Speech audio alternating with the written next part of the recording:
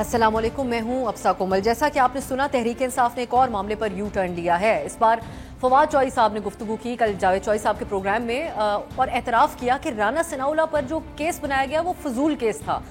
फवाद चौधरी साहब से सवाल किया गया, उन्होंने कहा कि राना साहब पर जो मुकदमा है वो किसने बनाया। तो इस पर फवाद चौधरी साहब कहते हैं ये बात आप राना साहब से ही पूछ लें कि उनके ऊपर केस किसने बनाया। शहरयार आफरीदी के हवाले से वो कहते हैं कि उन्होंने गलत मुकदमा बनाया था और फवाद चौधरी साहब के मुताबिक उन्होंने उस वक्त भी काबीना के अंदर जब ये केस लेकर आए थे तो फवाद चौधरी कहते हैं कि मैंने कुछ ऐसे सवालात पूछे कि ANF के जो सरबराह हैं वो मुतालिका अफसर वो उनको कह रहे थे वो वहां से उठकर चले गए। ये गलती थी राना सनाउल्लाह के ऊपर ये केस बनाना। जबकि दूसरी तरफ राना सनाउल्लाह साहब की गुफ्तगू आप सुन चुके हैं, वही कहते हैं मेरे पास इस बात के सबूत मौजूद हैं कि इमरान खान और शहजाद अकबर ने हेरोइन का जो थैला था मनशियात का वो IG पुलिस इस्लामाबाद को दिया था उनके खिलाफ इस्तेमाल करने के लिए। बाद में ANF की तरफ से उसको इस्तेमाल भी किया गया। इस मामले के ऊपर हम डिस्कशन ये करेंगे कि इसकी हकीकत क्या है। और ये फिर कोई पहली बात नहीं है, PTI का अपने मामलात का इल्ज़ाम दूसरों के ऊपर डालने का ये कोई जो सिलसिला है ये मुख्तलिफ हवालों से हम देख रहे हैं। शहजाद अकबर साहब को क्यों हुकूमत में शामिल किया गया था, मुशीर एहतसाब का तकर्रुर क्यों हुआ था, वो भी इस्टेब्लिशमेंट के ऊपर डाल दिया गया। खुद इमरान खान साहब कहते हैं कि जस्टिस फाइज ईसा के ऊपर जो रेफरेंस है वो भी हमें इस्टेब्लिशमेंट ने उस वक्त की कहा था। हत्ता के चीफ इलेक्शन कमिश्नर जिनका तकर्रुर और उसके बाद उनकी तारीफों के पुल बांधे गए वो भी कह दिया गया हुकूमत के जाने के बाद कि ये भी इस्टेब्लिशमेंट की वजह से हुआ था। तो हम ये जानने की कोशिश करेंगे कि किस किस चीज़ की जिम्मेदारी PTI इस्टेब्लिशमेंट के ऊपर डाल सकती है और फिर इमरान खान साहब खामोश क्यों रहे अगर इस किस्म की तकर्रियाँ हो रही थी, और कैसे मान लिया जाए कि ये सब कुछ PTI के एमा के ऊपर नहीं हो रहा था। ये बहाने क्या राह फरार की कोशिश है, इसके ऊपर डिस्कशन। दूसरी बात है 2018 इलेक्शन के बाद से आप सुनते आ रहे होंगे हमारे प्रोग्राम्स में भी कि जब कोई बात होती थी नून लीग और दीगर जो अपोजिशन जमातें थी वो इल्ज़ाम लगाती थी कि RTS सिस्टम में जो खराबी आई थी उसके नताइज तब्दील हुए और PTI जीत गई।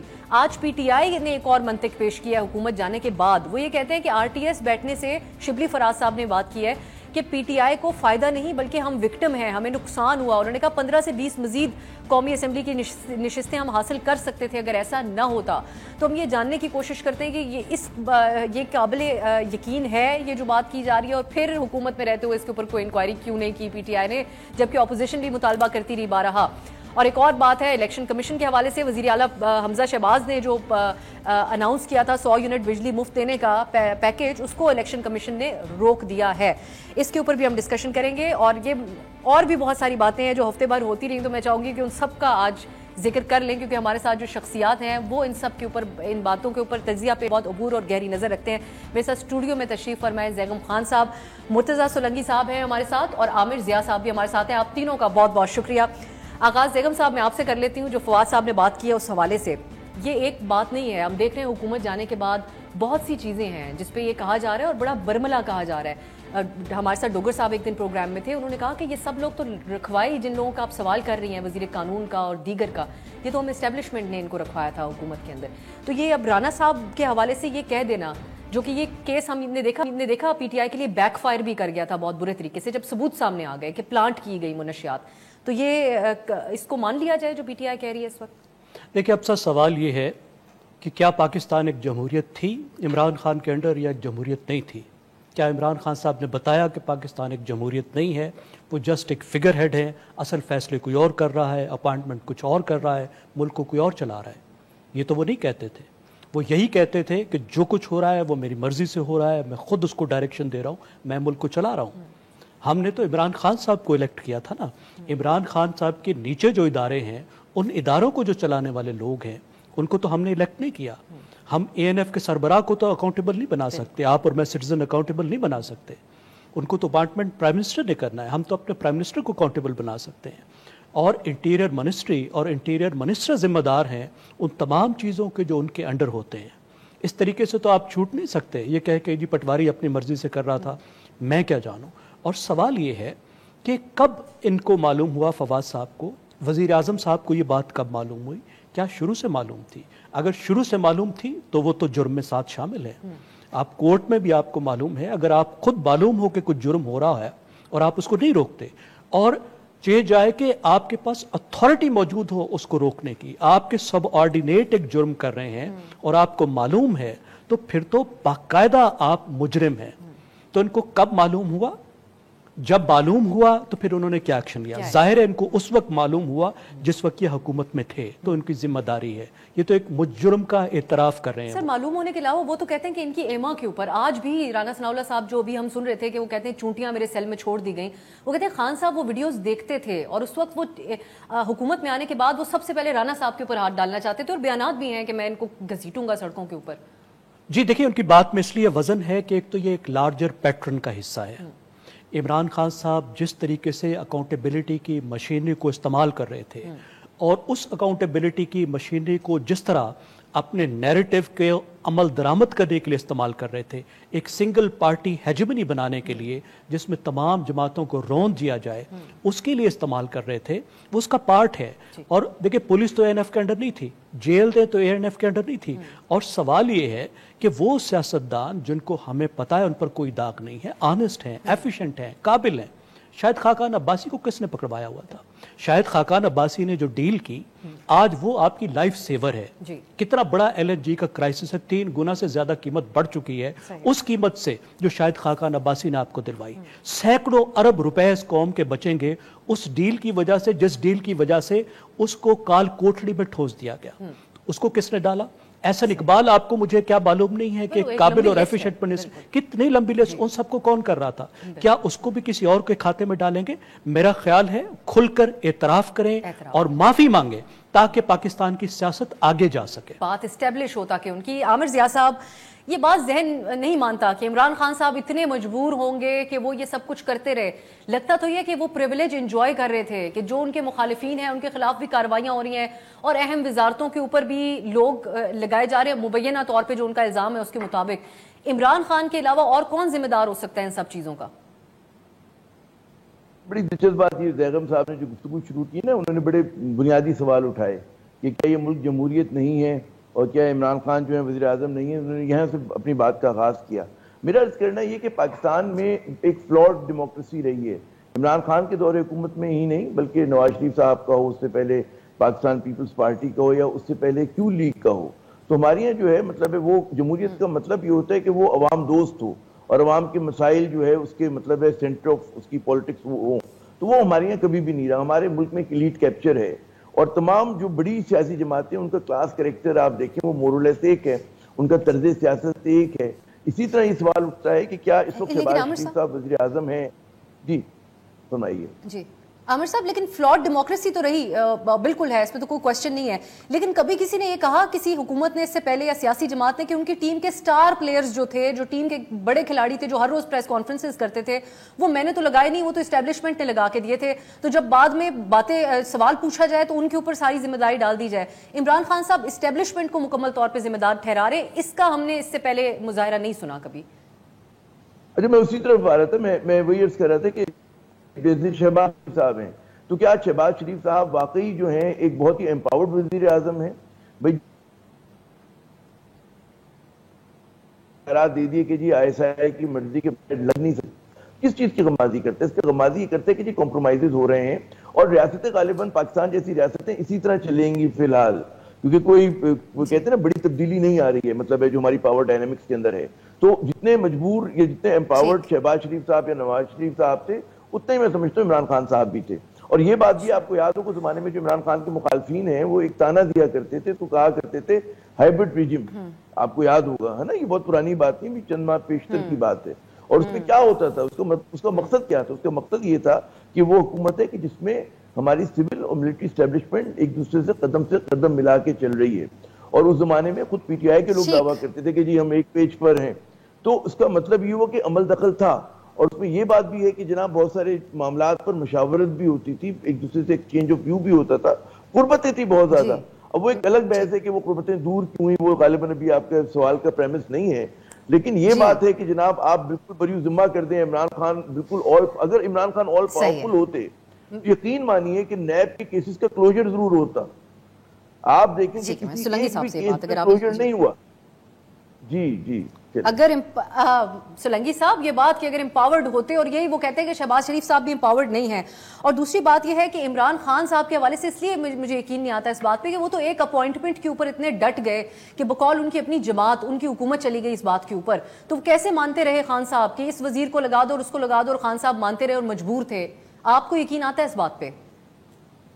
نہیں جی، مجھے بالکل یقین نہیں آتا، اور میرے لیے ایک بہت بڑا انکشاف ہے کہ عمران سرکار جو کہ میرے دوست کو بہت ایک آئیڈیل سرکار نظر آتی تھی آج سے چند مہینے پہلے، وہ اچانک ناقص جمہوریت ہو گئی ہے، اور جس میں وہ ایک صفحے کے بیانیے کی وجہ سے جو ہے وہ یہ ساری چیزیں ہوئیں.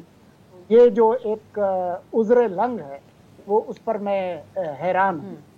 لیکن بات یہ ہے جواب دینے کے مجھے حق دیجیے گا بھئی، یہ اچھی بات ایسا ہے کہ عامر جی آپ تقریر کرنے میں سن لیتا ہوں، کیونکہ میں آپ کی تقریر کے دوران نہیں تھا. نہیں سلنگی صاحب، تو میں آج سلنگی صاحب آپ کہیے.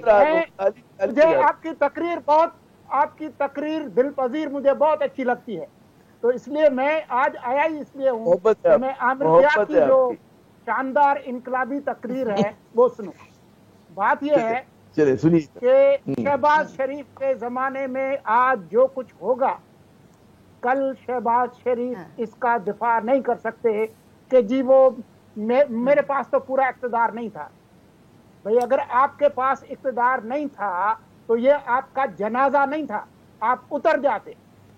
یہ بات عمران خان خود کہتے رہے ہیں، اقتدار میں آنے سے پہلے کہتے رہے ہیں کہ جی میرے دور میں اگر کسی انٹیلیجنسی نے یوں کیا تو میں یوں کر دوں گا، میں کسی کو توسیع نہیں دوں گا، میں فلاں نہیں کروں گا، میں 15 ارکان کی کابینہ بناؤں گا. وہ آپ کو یاد نہیں ہے؟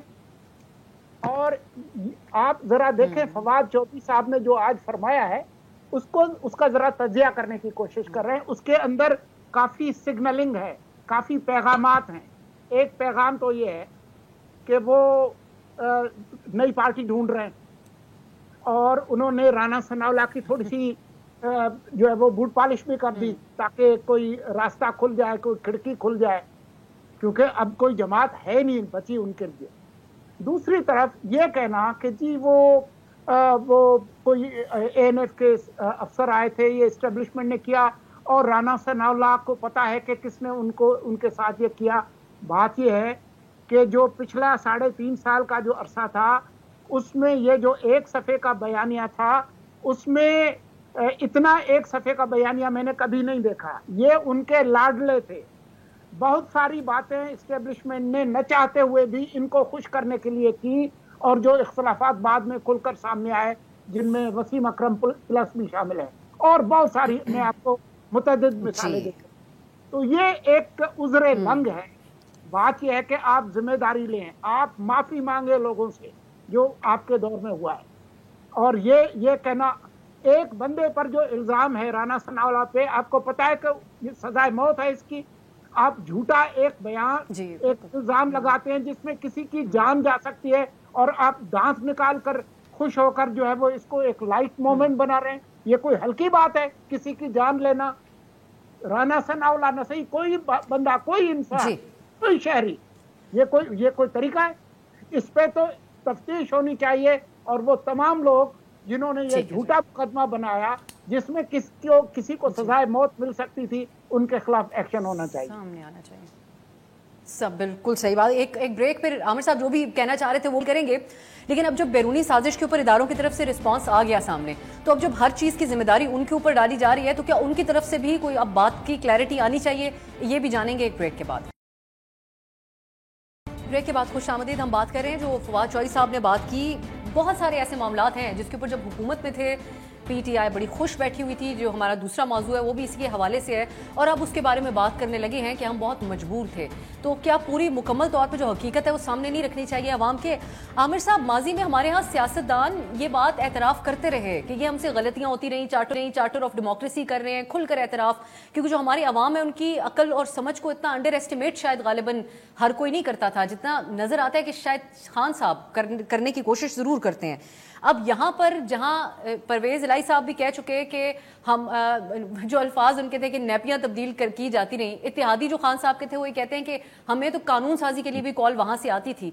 तो अब फिर इदारे तो ये कह सकते हैं इस बात के ऊपर कि ये तो खान साहब चाहते थे कि हम ये वाला रोल प्ले करें, तो ज्यादा बड़ा मुकदमा नहीं बन जाता खान साहब के ऊपर? उनको एतराफ नहीं कर लेना चाहिए आके और आगे बढ़ने के लिए बात होनी चाहिए? फिर मेरे ख्याल में ये नहीं हो सकता कि देखिए एस्टेब्लिशमेंट पाकिस्तान में डिसाइसिव फोर्स है, ताकतवर तरीन इदारा है, और वो ये नहीं कह सकता कि जी बालत मजबूरी कहा करते थे। तो अगर ये काम अगर हुआ है तो उसमें दोनों बराबर के शरीक हैं।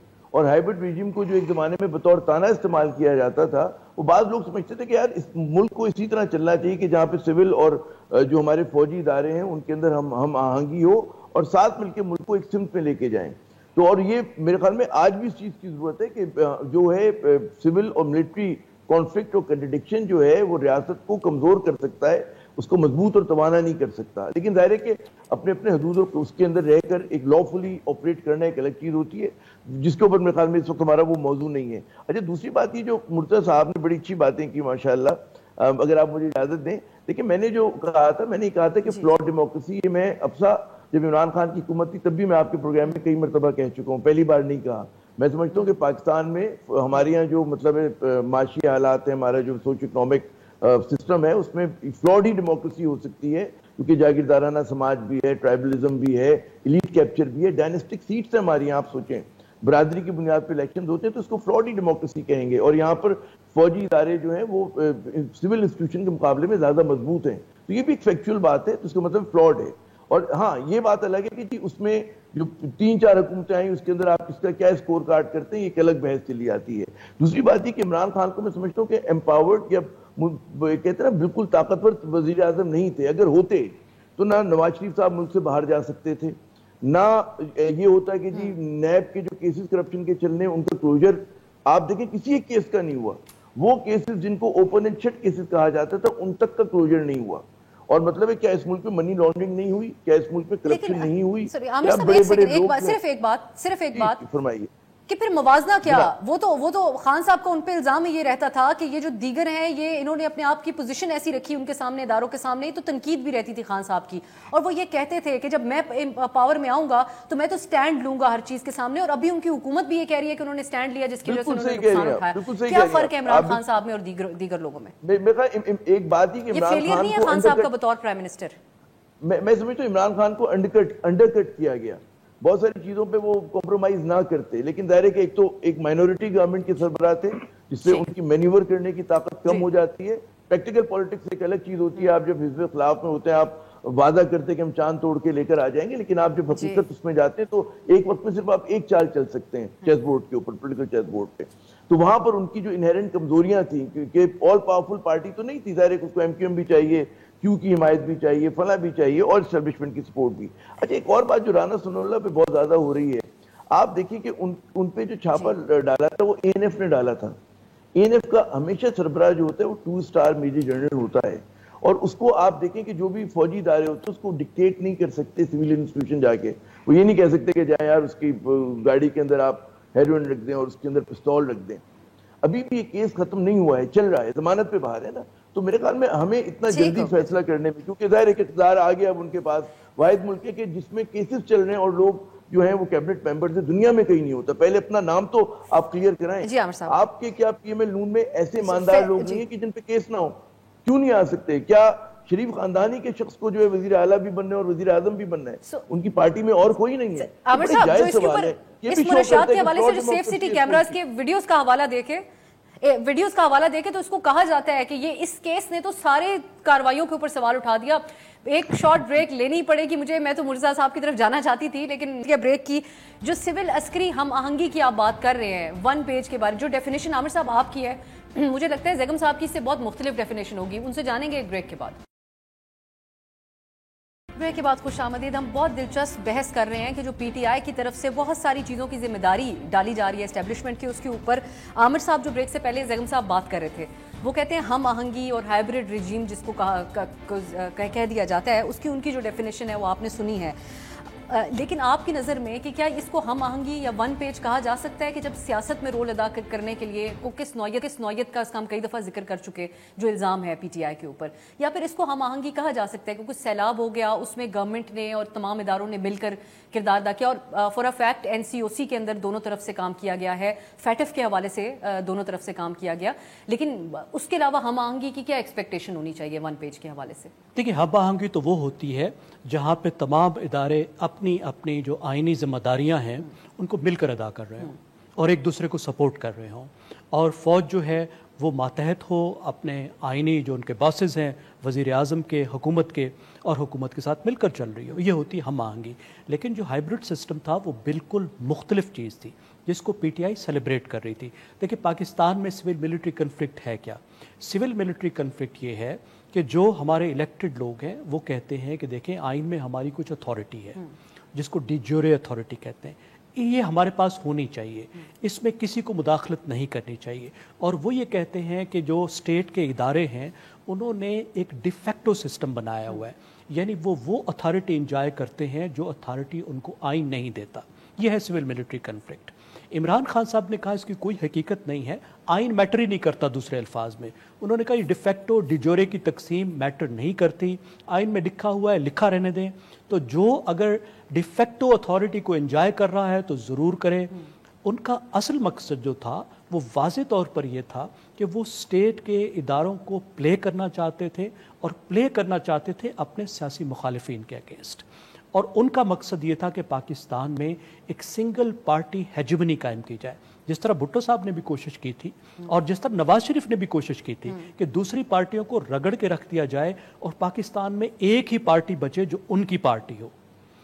اس کے لیے انہوں نے استعمال کرنے کی کوشش کی، شاید کچھ ٹائم میں ان کو فائدہ ہوا بھی ہو، جس طریقے سے اے این ایف والی اگزامپل آتی ہے اس پیٹرن کے اندر ہے کہ انہوں نے جوڈیشری کو بھی استعمال کرنے کی کوشش کی، انہوں نے لا انفورسمنٹ کے اداروں کو بھی استعمال کرنے کی کوشش کی، نیب کو بھی استعمال کرنے کی کوشش کی، لیکن فائنلی یہ چیز بیک فائر کر گئی، ان کے خلاف گئی، اور اس کی ذمہ داری ان کو لینی چاہیے۔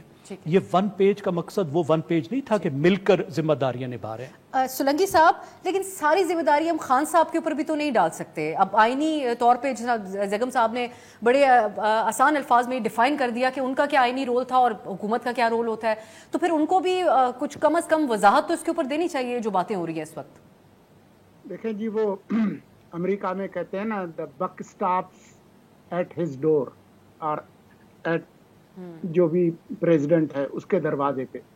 عمران خان نے کہا تھا کہ میں کبھی آپ کے ساتھ جھوٹ نہیں بولوں گا، میں ہمیشہ سچ بولوں گا۔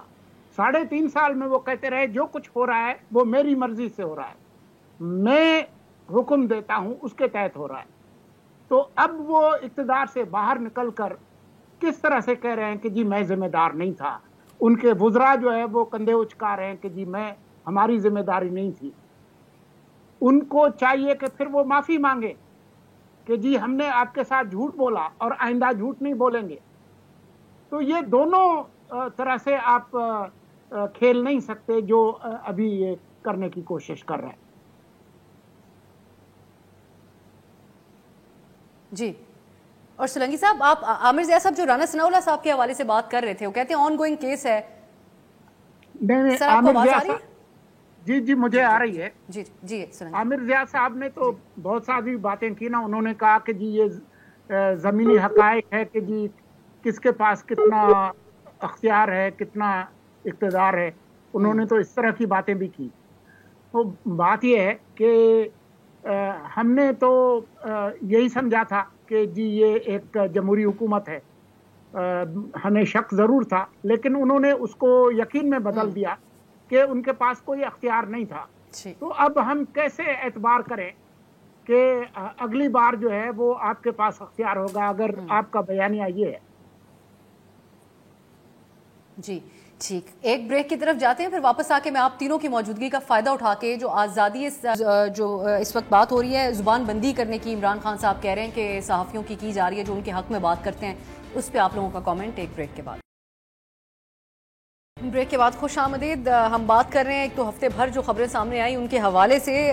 سولنگی صاحب، ایک اور بات ہے جو اس وقت ڈیبیٹ ہے، ایک نیشنل ڈیبیٹ بن چکی ہے PTI और इमरान खान साहब ये इल्ज़ाम लगा रहे हैं हुकूमत के ऊपर कि ये ज़ुबान बंदी कर रहे हैं उन सहाफ़ियों की या उन एंकर्स या यूट्यूबर्स की जो PTI के हक में बात करते हैं, और ख़ासकर इमरान रियाज साहब हैं जो इस वक्त ज़ेरे हिरासत हैं, उन पे भरमार है FIRs की, और हमने देखा जिस तरीके से उनको गिरफ्तार भी किया गया है।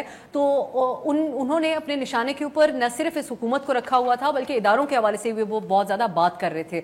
तो क्या आप समझते हैं कि ये हुकूमत जो हुकूमत में आने से पहले PDM वाले बहुत फ्रीडम ऑफ स्पीच की बात करते थे, वो फैशिस्ट रवैया अपना रहे हैं? देखें जी, अगर ये हुकूमत फाशिस्ट रवैया अपनाएगी तो हम उसे फाशिस्ट रवैया कहेंगे। हम तनख्वाहदार नहीं हैं इस हुकूमत के। जिस तरह से हम पिछली हुकूमत की जो फाशिस्ट पॉलिसियां थी उनकी खुलकर मुखालफत करते रहे हैं, तो जो भी फिस्ताई रवैया अपनाएगा हम उसकी करेंगे। मसला ये है कि PTI और उनके जो रहनुमा हैं उनको इस हुकूमत पर फाशिस्ट रवैये का इल्ज़ाम लगाते हुए शर्म से डूब मरना चाहिए। अगर चुल्लू भर नहीं तो कोई कप भर जो है वो उसमें। ये वो लोग हैं जिन्होंने मीडिया के खिलाफ काले कवानीन बनाए, जाते जाते उन्होंने पीका ऑर्डिनेंस का तरमीमी ऑर्डिनेंस नाफिज किया जिसमें 5 लाख जुर्माने, 6 माह कैद बगैर किसी चीज़ के, और उसका ये दिफा करते रहे। इसी तरह से तमाम मीडिया हाउसेस पे जो कदगन थी वो अलग बात है। इन्हीं के दौर में सहाफ़ियों पे हमले हुए, हामिद मीर पे हमला हुआ, उनके प्रोग्राम बंद कराए गए, उनको बेरोजगार किया गया, तलत हुसैन को निकाला गया। मैं आपके सामने बैठा हूँ। और इसके अलावा आप देखें असद तूर पर तशद्दुद हुआ, मतीउल्लाह जान पे हुआ, शाहजेब जिलानी को हिरासा किया गया। एक लंबी फहरिस्त है और उसका ये दिफा करते रहे। और उनके जो प्रोपेगेंडिस्ट हामी थे मीडिया के अंदर वो उसका दिफा करते रहे कि ये सही हो रहा है। ये वही इमरान रियाज, वही हमारे दोस्त जो बैठे हैं आमिर जिया, ये उन पॉलिसियों की हिमायत करते रहे, कहते रहे कि पाकिस्तान में शानदार प्रेस फ्रीडम है। तो इनको तो जरा सोचना चाहिए। लेकिन अगर आप बात इस पर आ गई है कि जो आजकल जो हुआ है अयाज अमीर के साथ जो कुछ हुआ है वो बिल्कुल एक अलग कहानी है। अयाज अमीर इस कैटेगरी में नहीं है, लेकिन ये जो बाकी लोग हैं उनके साथ मैं फर्ज कर लेता हूं कि सहाफी नहीं है, फर्ज करें कि सिर्फ शहरी है, तो जो डेफेमेशन है, लायबल है, उसके लिए आपके सिविल कवानीन होने चाहिए। ये क्रिमिनल अफेंस नहीं है और नहीं होना चाहिए। आप उन कवानीन को ठीक करें। मैं इमरान रियाज ने जो कुछ कहा है उसकी हिमायत नहीं करता, लेकिन आप ये जो तरीके हैं ये पुराने हो गए हैं, जरा बेहतर तरीके वो नहीं होने चाहिए। आमिर जिया साहब, जो पैका के हवाले से हम बात करते थे, आप भी बहुत दिफा करते थे। अब ये माइल्ड वर्जन है पैका का, जिसमें काबिल जमानत तौर पे ये इनके ऊपर जो मुकदमा बना है उसमें जमानत हो सकती है, लेकिन PTI ने जो काम किया था, और आप हमारे प्रोग्राम्स में भी जब सवाल करते थे उसका बहुत दिफा करते थे, आप नहीं समझते कि ये इकदाम गलत था PTI का? वो जुबान बंदी की बुनियाद वो रखने जा रहे थे जो कि रिवर्स हो गया बाद में, और अब जवाबदेह होना चाहिए। देखिए, मैं असूली तौर पर समझता हूँ कि सोशल मीडिया में जिस तरह से अब्यूज हो रहा है, ट्रोलिंग होती है, झूठ बोला जाता है, लोगों को गालम गलोच होती है, इल्जामात लगते हैं, तो वहां पर कोई ना कोई जो है कवानीन होने चाहिए, रेगुलेशन होना चाहिए। ये बात मैं उस वक्त भी करता था, मैं आज भी करता हूँ, और उसमें कोई तब्दीली नहीं, क्योंकि बगैर कानून के कोई भी चीज ऑपरेट नहीं कर सकती। हाँ, अब उसमें स्टेक होल्डर्स का इनपुट होना चाहिए। वो कानून जो है उसका गलत इस्तेमाल जो है उसको इंश्योर करना चाहिए कि जो मतलब है कि हो ना सके। वो बात हम कल भी करते थे, हम आज भी करते हैं। तो कवानीन बिल्कुल होने चाहिए, 16 आने होने चाहिए, मेन स्ट्रीम मीडिया के लिए भी होने चाहिए और सोशल मीडिया के लिए भी होना चाहिए। अगर नहीं होगा तो आप देखिएगा एनआरकी होगी, इस तरह के इल्जामात लगेंगे, इस तरह का झूठ बोला जाएगा कि एक शरीफ आदमी का जीना जो है वो दूभर हो जाएगा। ये एक बात, ये मैं असूली बात करूं। अच्छा, लेकिन आज की अगर आप तनाजुर में देखें बात को, मैं कहूंगा कि हमारी जो हुक्मरान अशराफिया है, मैं हुकूमत नहीं कह रहा, मैं कह रहा हूं हुक्मरान अशराफिया, वो माजी से कुछ सीखती नहीं है। उसको ये समझ में नहीं आता कि जब भी आप कहते हैं ना कि बोलने वालों पर, सोचने वालों पर, मीडिया इन्फ्लुएंसर पे आप पाबंदी लगाएंगे तो हमेशा उसका बैकलैश होगा और बजाय फायदे के नुकसान होगा। लेकिन मैं समझता हूं कि आज के हालात में बिल्कुल ये बात हमें क्लियर होना चाहिए कि पाकिस्तान में अब भी कितनी आप पाबंदी लगा लें, यहाँ पर जो है प्रेस फ्रीडम इतना बढ़ चुका है, फैल चुका है कि आप एक आवाज को दबाते हैं, 4 आवाजें और आ जाती हैं। इसलिए मैं कहता हूं कि जनाब जब आप इससे तकाबुल करते हैं पाकिस्तान का, चाहे वो PTI का दौर हो और आज का दौर हो, سر وقت ختم ہو گیا، لیکن کوئکلی کہ عمران خان یہ کہہ سکتے ہیں بات جب انہوں نے خود کچھ نہیں کیا پریس فریڈم کے لیے، بلکہ اس کو روکنے کی کوشش کی جاتی رہی، جو پیکا کا وہ لے کے آئے تھے قانون، بلکہ انہوں نے تو اظہار یکجہتی بھی نہیں کیا ان صحافیوں کے ساتھ جن پہ اٹیکس ہوئے تھے. سر آپ مجھے بتائیے کہ اس دور میں اور آج بھی کیا نہیں کہا جا رہا. ہم نے اپنی جو فریڈم ہے، مطلب مرزا سلنگی اس وقت بھی بات کیا کرتے تھے، آج بھی بات کریں. وقت ختم ہو گیا سر. وہ قانون کے تحت ہی تو پھر وہ حکومت کہتی ہے، حکومت قانون کے تحت ہی عمران ریاض کو، کل آپ نے سنی ہوگی ملک احمد خان صاحب نے قانون کیا ایک ایک شک کا حوالہ دے کے کہا کہ اس کے تحت ہی گرفتار کیا ہے. لیکن بہرحال فریڈم آف اسپیچ کے بارے میں ہم بات کرتے رہتے ہیں. ہم محروم رہ گئے زیگم صاحب کا اس کے اوپر پوائنٹ لینے سے، کیونکہ وقت کی جو کمی ہے اور اس کی وہ ہماری مجبوری رہتی ہے. تو آج کے لیے ناظرین اجازت دیجیے. امید ہے کہ جو گفتگو ہوئی ہے اس میں بہت سے جوابات آپ کو آج ملے ہوں گے. خدا حافظ.